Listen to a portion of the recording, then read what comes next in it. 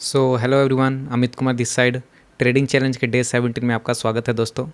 तो देखिएगा दोस्तों, आज मुझसे एक गलती हो गई है। मैं आपको एक्सप्लेन करूंगा क्या हुई है। आपको ये गलती बिल्कुल भी नहीं करनी है। वो तो मेरी किस्मत अच्छी थी आज की, मैं बच गया, नहीं तो थोड़ा लॉस ज़्यादा हो जाता आज हमारा। तो देखिएगा दोस्तों, आज हमने एसएल ले लिया है मार्केट में। पहला ट्रेड में हमारा एसएल है और सेकंड ट्रेड में भी हमने लॉस ही बुक किया है, मतलब 2 ट्रेड लिए हैं। जैसा कि आपको पता ही है, मैं 2 ट्रेड ले सकता हूँ और जो लॉस है वो हमारे रिस्क रिवॉर्ड के अंदर ही हुआ है। तो ये देखिएगा, मैंने 2 ट्रेड लिए हैं। यहाँ पे पोजीशन में आप देख सकते हैं, ये रहा। 2 ट्रेड लिए हैं। पहला ट्रेड 150 क्वान्टिटी में, सेकंड 75 में, और लॉस जो है वो हमारा 2000 का हुआ है। तो थोड़ा चार्जेस मिला के 21-2200 का लॉस हो गया होगा आज का। ठीक है, तो आज हमने लॉस बुक कर लिया है। तो चलिए, कल हमारा प्रॉफिट था, उसी में से लॉस चला जाएगा। तब भी हम अभी प्रॉफिट में ही हैं, 600-700 रुपये के प्रॉफिट में होंगे ज़्यादा से ज़्यादा। ठीक है, तो चलिए आज लॉस बुक कर लिया है। ये कॉल का ओवरव्यू था दोस्तों, आज का बुलिश ओवरव्यू था। इसको मैंने टेलीग्राम में भी शेयर कर दिया था। यहाँ पे देखिएगा, लर्निंग पर्पस के लिए इसको मैं शेयर करता हूँ। बुलिश ओवरव्यू मैंने शेयर किया था, तो आप ज्वाइन कर सकते हैं। तो देखिएगा दोस्तों, आज की एंट्री देखिएगा मेरी कहाँ पे हुई है। पहले मैं एंट्री समझा देता हूँ। इस कैंडल में मेरी एंट्री हुई है सबसे पहली 248 पे एंट्री हुई है, और इसका एसएल हिट हो गया 238 पे, मतलब 10 पॉइंट का एसएल था। मतलब इसमें मैंने 1500 का लॉस बुक किया है। पहले वाले ट्रेड में 10 पॉइंट का एसएल था और 30 पॉइंट का टारगेट था। और जो सेकंड ट्रेड था दोस्तों, उसी में गलती हुई है। यहाँ पे देखिएगा, ये मैंने ट्रेड थोड़ा फोमो में ले लिया था, क्योंकि गलती से ले लिया था। इसको ट्रेड को अगर लेना भी था तो यहाँ पे एंट्री करनी थी। ये जो ये है ना, ये रेजिस्टेंस, इसको मैं मार्क कर देता हूँ। इसके ब्रेक पे एंट्री लेनी थी और 6 पॉइंट का एसएल रखना था इसमें, क्योंकि हमारा 1500 का लॉस हो चुका था। तो मैं 500 का और लॉस ले सकता हूँ, जैसा आपको पता है, क्योंकि 2000 रिस्क पर डे है।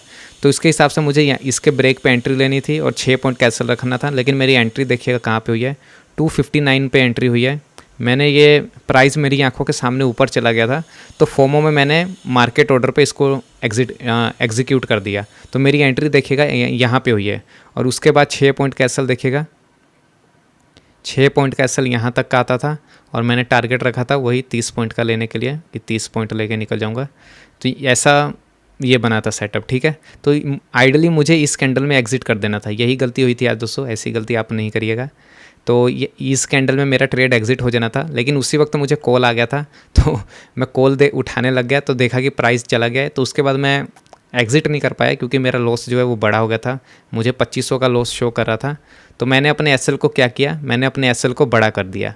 मैंने इसको इस कैंडल का लो रख लिया, क्योंकि आइडली मेरा एसएल यहाँ का होना चाहिए था। तो मैंने यहाँ का एसएल रख लिया, एसएल बढ़ा दिया कि अगर लॉस होगा तो आज हम कितना 1500 वहाँ है, 1500 यहाँ, मतलब 3000 का लॉस लेके जाते आज, अगर ये हिट हो जाता तो। लेकिन शुक्र है कि हमारा एसएल हिट नहीं हुआ।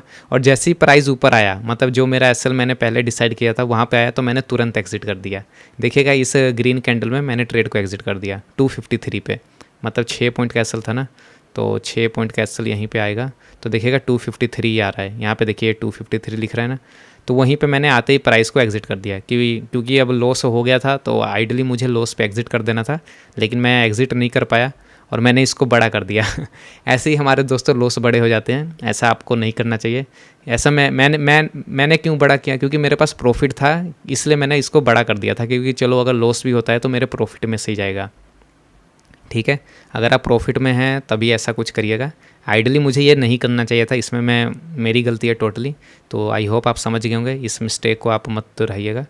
चलिए, मैंने तो मिस्टेक कर ली, आगे से मैं ऐसी गलती नहीं करूँगा। थोड़ा ध्यान रखूँगा कि सिस्टम में ही एसएल लगा दूँ। सिस्टम में भी मैंने एसएल नहीं लगाया था। ठीक है, तो चलिए, पहली एंट्री आपको मैंने समझा दी, सेकंड एंट्री भी मैंने आपको समझा दी, और हमारा एसएल हिट हो गया है। तो अब मैं कोई ट्रेड नहीं ले सकता, क्योंकि हमारा पर डे का रिस्क जो 2000 है वो हो चुका है। तो देखिएगा किस बेस पे एंट्री बनाई थी। आज का बिहेवियर अच्छा बना था, बाइंग स्विंग, प्राइस नीचे है, फिर बाइंग, फिर नीचे, फिर ये ब्रेकआउट। जैसा कि मैंने आपको हर एक वीडियो में बताया, इस बिहेवियर पे मैंने आज की एंट्री बनाई थी। ठीक है, और ये बिहेवियर पे, इसके ब्रेक पे मेरी एंट्री हुई, और वो तो आपको आगे दिख ही गया कि हमारा टारगेट आया नहीं है, आज हमने लॉस ही ले लिया है। चलिए, लॉस तो पार्ट है गेम का। तो इस बिहेवियर पे एंट्री थी। अब मैं आपको ओवरव्यू समझा देता हूँ कि ओवरव्यू किस बेस पे था हमारा। तो यहाँ पे देखिएगा आज का बुलिश ओवरव्यू क्यों था। सबसे पहले ट्रेंड ईएमए के ऊपर है, मतलब बाइंग ट्रेंड है। ठीक है, पहला कन्फर्मेशन हमारा हो गया कि बाइंग ट्रेंड है। सेकंड कन्फर्मेशन देखिएगा दोस्तों, सेकंड कन्फर्मेशन था कल की क्लोजिंग। आइडली क्लोजिंग तो बेरिश है कि नहीं, क्लोजिंग तो बेरिश है दोस्तों, लेकिन कल एंडिंग में ना यहाँ पे एक बाइंग आई थी। इसको मैं यहाँ पे शो करता हूँ, इस चार्ट में देखिएगा, ये क्लोजिंग पे देखिएगा कल मार्केट में निफ्टी में यहाँ पे एक बाइंग आई थी। इस बाइंग को देखते हुए मैंने सोचा मार्केट में क्लोजिंग में बाइंग आई है, अगर आज भी बाइंग अच्छी आती है, स्ट्रॉन्ग आती है, तो एक बुलिश ट्रेड ले सकते हैं।